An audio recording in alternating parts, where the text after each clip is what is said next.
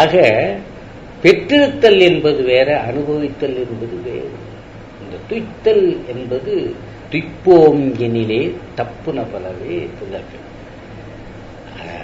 பாலை என்ற நிலம் 4 நிலத்திலே சேர்க்காமைக்கு காரணம் உலகத்தில் அதை நான் நீக்குகிறேன். நல்ல உலகத்துக்கு அது லட்சணம் அல்ல. அப்ப ஒரு வறட்சி நிலைமை மனிதனுக்கு வந்தால் அவன் ரொம்ப இறங்கிடுவான். ஏழையாகவே இருந்தவன் ஏழையாக இருக்கும்பொழுது அவன் இன்னும் இறங்கிறதுக்கு இடம் இல்லை. ஒரு செல்வனாக இருக்கிறவன் இறங்கி வரும்போது அவன் படுகின்ற வேதனை இருக்கிறது, அதை விட பெருநரகம் என்பது வேறொன்றும் இல்லை.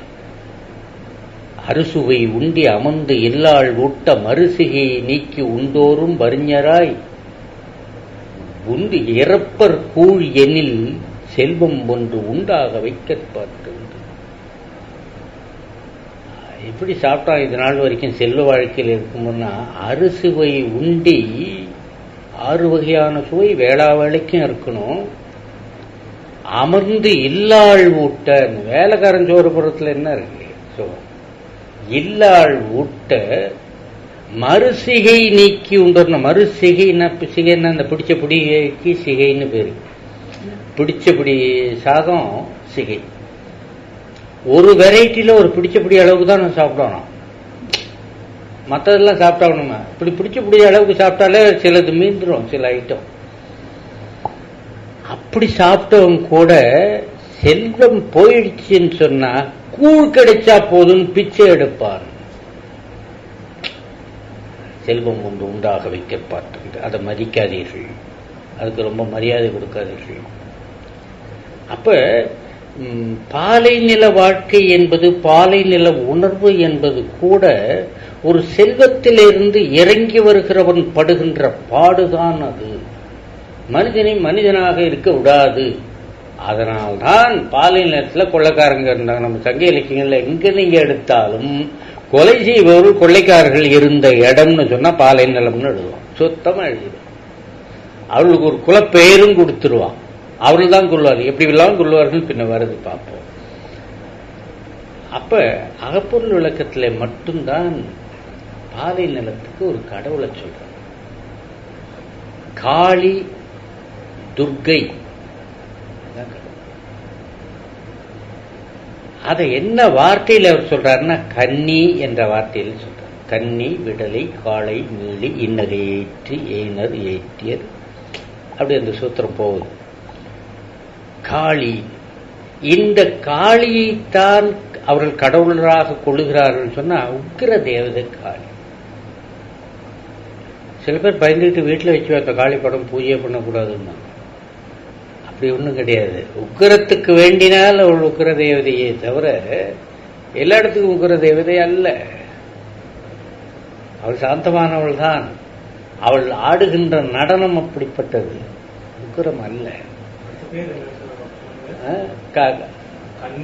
கன்னி பின்னே வர்றது, அதாவது 10 விஷயங்கள் ஒரு நிலத்துக்கு சொல்லணும். பாலை நிலத்துக்கு 10 விஷயம் சொல்லணும். தெய்வம், குணா, பூ, மரம், புல், பறை, செய்தி, யாழின் தொகுதியோடு. ஒவ்வொரு நிலத்துக்கும் யாழ் சொல்லணும், ஒவ்வொரு நிலத்துக்கும் பண் சொல்லணும், ஒவ்வொரு நிலத்துக்கும் தெய்வம் சொல்லணும், ஒவ்வொரு நிலத்திலையும் அந்த நிலத்தில் உயர்ந்தவர்கள் நிலத்தலைவர்கள் யாருன்னு சொல்லணும், அந்த நிலத்திலே கூலி வேலை செய்கிறவர்கள் தாழ்ந்தவர்கள் யாருன்னு சொல்லணும், அந்த நிலத்து நீர் என்னன்னு சொல்லணும். அதுக்கு என்ன பண்ணிடுறான்னா பாலை நிலத்துக்கு வரும்போது வறண்ட நீர்ன்னுறான். வறண்ட நீர்னா ஒரு நிலமா இருந்து இன்னொரு நிலமா மாறினது தானே பாலை. சுத்தமா தண்ணி இல்லைன்னு சொல்லக்கூடாது. ஒரு குளமா இருந்தது, அந்த குளமா இருந்த இடத்துல பாலை நிறமா மாறிடுச்சு அப்படின்னு சொன்னா, குளத்துல ஒரு காலத்துல தண்ணீர் இருந்திருக்கும்ல, அந்த தண்ணீர் இருந்த சேர் இருக்கும்ல, அதுதான் அங்க நீர். அப்படி பாடல்கள்லாம் வருகிறது. இந்த கட்டுக்கோப்பு தாண்டாம தான் பழங்கவிஞர்கள்லாம் பாட்டு பாடுவார்கள். அந்த காளி என்பதை இன்னொரு இடத்துக்கும் தமிழ் இலக்கியங்களிலே தேவைப்படுகின்ற தெய்வம். அது யுத்தத்துக்கு தேவைப்படுகின்ற தெய்வம். யுத்தத்துக்கு போகின்ற போர் வீரர்கள் எல்லாம் காளியை கும்பிட்டு தான் போவாங்க. அவன் சபதம் விட்டு போவானாம். என்னன்னா, நான் யுத்தத்துக்கு போறேன், நான் ஜெயிக்கணும், எங்க படை ஜெயிக்கணும். அப்படி ஜெயிச்சேன்னா என்ன காணிக்க கொடுக்கறன்னு என்கிட்ட என்னமா இருக்கு, ராஜா கூலி கொடுத்தாதான் உண்டு. ஒன்னு சீர இந்த விரலை வெட்டி கொடுத்துருவேன், ஒரு விரலை வெட்டி கொடு. பலியாக கலியாத தரியாண்மை தருகன் வீரர் தருக வரம் வரத்தினுக்கு தக்கதாக பலியாக உறுப்பு அறிந்து தருதும் என்று பரவுமொழி கடலொலி போல் பறக்குமாலோ. எல்லா வீரர்களுமே அது போல கத்துறான். நான் விரல கொடுக்குறேங்கிறான், நான் காதை கொடுக்குறேங்கிறான், நான் மூக்கறுத்துக்கிறேங்கிறான், நான் கண்ணை நோண்டி தர்றேங்கிறான். இப்படி மூளை கத்துற சத்தம் கடல் ஓசையை போல இருக்கணும். அப்படின்னா எத்தனை பேர் இப்படி சப்தம் விட்டுருப்பாங்க. காளி அங்க தேவைப்படுகிறான். சரி, சும்மா ஊருக்கு சொல்றதா, திருப்பதிக்கு வேண்டிட்டு அப்புறம் வர வர வர அது வேண்டுதலை செய்யும் போது எவ்வளவு குறைஞ்சு போகுது. இவ்வளவு தங்கம் தர்றேம்மா, அப்படியே சுருங்கி இவ்வளவு சொன்னேம்மா, அது சுருங்கி போகும். தெய்வத்துக்கு அப்படிலாம் துரோகம் பண்ணக்கூடாது. ஒன்று முதல்ல நல்லா நிச்சயம் பண்ணிட்டு தான் வேண்டுதலை வச்சுக்கணும். அது செஞ்சே தீரணும். அது பெரிய விளைவுகளை. இதை உணர்ந்தவர்கள் வீரர்கள். ஆனால் திரும்ப வரும்போது என்ன செஞ்சாங்கன்னு கற்பனை கூட நம்மளால பண்ணி பார்க்க முடியல. சொல்லெறிய ஓமத்தி வளர்ப்பராலோ தொழுதிருந்து பழு எலும்பு தொடர வாங்கி வல் எரியின் மிசை எரிய விடுவராலோ. ஹோமம் பண்றான், நெருப்பை மூட்டிட்டான். அது வரைக்கும் தான் இவனுக்கு தெரியும், ஒன்றும் மந்திரம் தெரியாது, மாயம் தெரியாது. நெருப்பை மூட்டலாம், அதுதான் ஹோமத்துக்கு முக்கியம்னு தெரிஞ்சுக்கிட்டான். நெருப்பை மூட்டியாச்சு, தொழுதிருந்து அந்த நெருப்பை கும்பிட்டான். அப்படின்னா எந்த ஹோமத்தையோ பார்த்துருக்கான். தொழுதிருந்து பழு எலும்பு தொடர வாங்கி. பழு எலும்புன்னா அந்த இடுப்புல இருக்கிற மேல் எலும்புக்கு பேர் பழு எலும்புன்னு பேர். ஆட்டுக்கு கீழே இருக்கிறது. அப்படி கையை உள்ள விட்டு அப்படியே பிடிங்கிட்டானான். தொடர வாங்கி வல் எரியின் மிசையேடு. அப்படி வரும். சமித்தெல்லாம் சின்ன சின்னதா இருக்குங்களா, அதுக்காக விட்டுருவான். நெய் ஊற்றுவாங்களா, அதுக்கு என்னடா பண்ற? வழி குறிச்சி நெய்யாக வார்ப்பராலோ. அப்படியே வழி இல்லை, ரத்தம், அதை கொண்டு போய் நெய்யா ஊற்றணும். எவ்வளவு முரட்டு பக்தி பாருங்க. தன்னை இழந்த பக்தி. கடவுள் கொடுத்த பொருள் தானே, அவனுக்கு கொடுத்துருவோமே, சொன்ன வாக்கு நம்மளது தானே. அதை போன்ற பக்திக்கு நிச்சயமா பலனும். அவர்கள் அழிந்திருக்க மாட்டார்கள், இறந்திருக்க மாட்டார்கள். அங்க ஒரு இடத்துல காளி தேவைப்படுகிறாள். அந்த காளி தேவி தான் இங்கே பாலைகளுக்கு செய்யும் தேவைப்படுகிறாள். எப்படிமா குருதியில விளக்கு எரியுமா எரியாதாங்கிறது கூட அவன் கவலை இல்லை. அது அவிஞ்சுதான் போயிருக்கும். ஆனாலும் அந்த அவன் பார்த்ததை பார்த்து செய்யும். இப்ப அம்மா அடுப்பை மூட்டுறா, அடுப்பை மூட்டி அதுல பாத்திரத்தை வைக்கிறா, பாத்திரத்துல தண்ணீரை ஊத்துறா, தண்ணீரை ஊத்துனதுக்கு அப்புறம் அரிசி அதுல போடுறாங்கிற வரைக்கும் குழந்தை பார்த்துருச்சு. அப்ப அதுக்கு போய் மணல் வீடு கட்டி விளையாடும் போது என்ன பண்ணுகிறான்னா, பரஞ்சோதியார் கற்பனை பண்ணாரு. 3 மாணிக்க கல்ல வச்சுது அடுப்பான். பவள குச்சிகளை இந்த பக்கம் அந்த பக்கம் செரிச்சு, அதான் விறகான். அப்புறம் ஒரு சுப்பு பாத்திரத்தை எடுத்து வச்சுது அதன் பேர்ல. அது மட்டும் வீட்டுல இருந்து கொண்டு வந்துருக்கு போல இருக்கு. அந்த பாத்திரத்து மேல தண்ணி ஊத்தணுமே, பன்னீரை ஊத்துது. அரிசி போடணுமே, முத்துக்களை போட்டுதான். சோறாகுமா? ஆகாது. அம்மா என்னென்ன செயல் செய்தார்களோ அந்த செயல் அவள் செய்கிறதுக்கு போல செய்தல்னு பேரு. கல்லா மறவர் வீரர்கள் படித்தவன் இல்ல. படிச்சவன் சோல்ஜரை எடுக்க மாட்டாங்க. அந்த படிக்கலையாங்கிறதான் குவாலிஃபிகேஷன். நான் படிச்சவன் யுத்த காலத்துல போய் இந்த ஒரு சின்ன விஷயத்திற்காக இந்த போர் நடைபெற வேண்டுமான அப்படி யோசனை பண்ணலான்னு வச்சுக்க, எல்லாம் கெட்டுரும். அவன் யோசனை பண்றதுக்குள்ள அவன் போயிடுவான், அவளை தீர்த்துடுவாங்க. அதனால சிந்தனை ஆற்றல் அற்ற கல்லாதவனாக இருக்கணும், மறவனாக இருக்க வேண்டும். வீரம் ஒண்ணுதான் அவனுக்கு தெரியும். அட்டின்னா அடிச்சிருவான், உடனே உடச்சிடுவான். சட்டப்படி இப்படிதான் செய்யணும்னா அதை போலயே செஞ்சிருவான். அப்படிப்பட்டவன் தான் வீரன். அவனுக்கு தெரியல, ஏதோ வேண்டிக்கணும்னா சாமிக்கு நான் கையகாலெல்லாம் வெட்டி தரேன். என்ன இந்த வெட்டுப்பட்டா வலிக்கிறதுங்கிற விஷயமே அவனுக்கு தெரியாது. இன்னும் போர்க்களத்துல போய் விழுப்புண் பட்டு வர்றான்னு மரத்து போச்சு உடம்பு. அதுல இது வெட்டி கொடுத்துடலான்னு நினைக்கிறான்.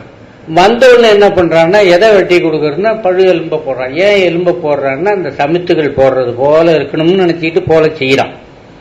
அதுக்கு அடுத்தது அங்க நெய் ஊத்துவாருல, அது கொஞ்சம் கெட்டியா இருக்கும், தண்ணியை விட கெட்டியானதாச்சேன்னு டக்குன்னு நெய்யை தூக்கி அதுல ஊத்துறான். அது அவங்கதான் போயிருக்கும். ஆனா பாவனை தான். கடவுளுக்கு நாம் செய்யற எல்லா உபசாரங்களுமே பாவனைன்னு தான் பேரு. அவன் செய்ததும் பாவனை. ஆனா உண்மையான பக்தியில செய்த பாவனையில் அந்த முறையிலே பரணி நூல்களிலே காளிகாதேவி வருகிறது. அதுதான் சொன்னது நம்ம. அந்த காளிகாதேவி வழிபாடு செய்வதற்காக வீரர்கள் செய்கின்ற நிகழ்ச்சியின் பேர். அதுக்கு பிறகு காளி, பேய்களுக்கு உத்தரவிடுதல், இதெல்லாம் வரும். கலியும் பரணின்னு சொன்னா கடவுள் வாழ்த்து முடிஞ்சு கடை திறப்பு முடிஞ்ச உடனே பாலை பாடியதுன்னு ஒண்ணு. எல்லா பரணி இலக்கியங்களே அது அங்கம். பாலை நிலத்தை பாடியது. அதுலதான் வறட்சியை சொல்லணும். எல்லா கவிஞர்களும், பரணி பாடிய கவிஞர்கள் அத்தனை பேரும் பாலை நிலத்தை வர்ணிக்கிறார்கள். இங்கே பாலைங்கிறது ரியலாவே ஒரு பாலை நிலத்தை தான் அவங்க வர்ணிக்கிறாங்க. அப்படி ஒரு வறண்ட பாலை நிலம் இவர்களுக்கு என்ன தேவைப்படுகிறதுன்னு பழைய காலத்து அரசர்கள்லாம் யுத்தம் பண்ணும்போது நாம நினைக்கிறது போல மனிதர்கள் வாழுகின்ற இடத்துல போய் இடைஞ்சல் பண்ண மாட்டாங்க. ஒரு இடத்துக்கு கூப்பிடுவாங்க. நீங்க மகாபாரத போரையும் பாருங்க, ஒரு இடத்துக்கு அழைப்பார்கள், அந்த இடத்துல தான் போர் செய்வாங்க. ராமன் நேரடியா போய் லங்காபுரியில போய் அங்க உள்ள இல்ல நாட்டுக்குள்ள போர் பண்ணல, வெளியிலே தான் ஒரு இடத்துல போர் பண்ணார். வாழுகின்ற மனிதர்களுக்கு இடைஞ்சல் இல்லாமல் தான் போர் தொழில் நடக்கும்.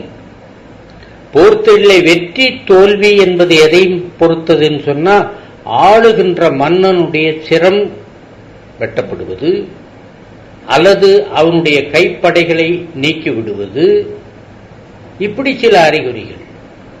இந்த அறிகுறியில முடியை வீழ்த்துவது ராமாயணத்துல ரொம்ப அற்புதமா வருது. முடியை எடுத்தாச்சு, மகுடபங்கப்படலாம். அப்பவும் ராமனை தோற்றதா ராமன் டிக்ளேர் பண்ணல. கைப்படைகளை எல்லாம் முதல் நாள் போர்லேயே ராவணன் இறந்துட்டான். எந்த ஆயுதமும் இல்லாம நிராயுதபாணியா இருக்கான். அப்பவும் போர் முடிஞ்சு போச்சுன்னு டிக்ளேர் பண்ணல. ஆளையா உனக்கு அமைந்த மாருதம் மறைந்த புலையாயினை கண்டனை இன்று போய் போர்க்கு நாளை வா, இன்னொரு சான்ஸ் நான் தர்றேன். ஆக 2 முறையிலே யுத்தம் முடிஞ்சு போச்சு. முடிஞ்சதைத்தான் வந்து திரும்ப கிளறா ராமன். என்ன இது சுத்தமா முடியணும்? இது சாமான்யமா இதை போல சில அறிகுறிகள்னாலே நான் டிக்ளேர் பண்ற விஷயம் அல்ல, நான் முடிவெடுக்கிற விஷயம் அல்ல. இப்படித்தான் தனிப்பட்ட இடத்துல ஒரு நடக்கும். அந்த இடத்துக்கு பேர் தான் பாலை நிலம். எந்த இடத்திலே யுத்தம் பண்ணுகிறார்களோ அங்கே மனித வாடை இருக்காது, மரஞ்செடி குடிகள் இருக்காது, சாமானிய வாழ்க்கை வாழ்கின்றவர்களுக்கு இடைஞ்சல் இருக்காது. அந்த நிலைதான் பாலை நிலம். அந்த பாலை நிலத்தை வர்ணிக்கணும். ஜெயங்கொண்டார் வர்ணனை தான் அதுல ரொம்ப உச்சமான வர்ணனை. நீங்க சங்கிலிக்க உதாரணங்கள் எல்லாத்தையும் கூட ஒரு விதத்துல தூக்கி சாப்பிடுகிறது. அணிகுண்ட குரங்கினங்கள் அலைகடலுக்கு அப்பாலை மணல் ஒன்று காணாமல் வரையெடுத்து மயங்கினவே. சேதுபந்தனம் பண்ணார் ராமர். அந்த சேதுபந்தனம் பண்றதுக்கு அங்க இருக்கிற மலையை வெட்டி குரங்குகள் போட்டது, கல்லெல்லாம் வெட்டி உருண்டை உருண்டையா கொண்டு போய் கிஷ்கிந்தை நகரத்து குரங்குகள் போட்டது, எல்லாத்தையும் ராமராமன் எழுதி போட்டு அப்படித்தான் பாலம் அமைத்தார்கள். என்ன விவரம் தெரியாத குரங்குகள்ங்கிறாரு ஜெயங்கொண்டார். இந்த பாலை நிலத்திலிருந்து ஒரே ஒரு மணலை கொண்டு போய் அதுல போட்டிருந்தா அப்படியே அத்தனை தண்ணியும் உறிஞ்சி இருக்குமே. அடிகொண்ட குரங்கினங்கள் அலைகடலுக்கு அப்பாலை மணல் ஒன்று காணாமல் வரையெடுத்து எத்தனை நாள் டைம் வேஸ்ட், திருப்பேருடைய உழைப்பு தண்டம். ஒரே ஒரு மணலை தூக்கி போட்டிருந்தா கடல் தரமட்டம் ஆயிருக்கும், நல்லா அழகா நடந்தே போயிடலாம். அதுலதான் பாலையினுடைய நீர் வறட்சிக்கு ஒன்று சொல்றாரு.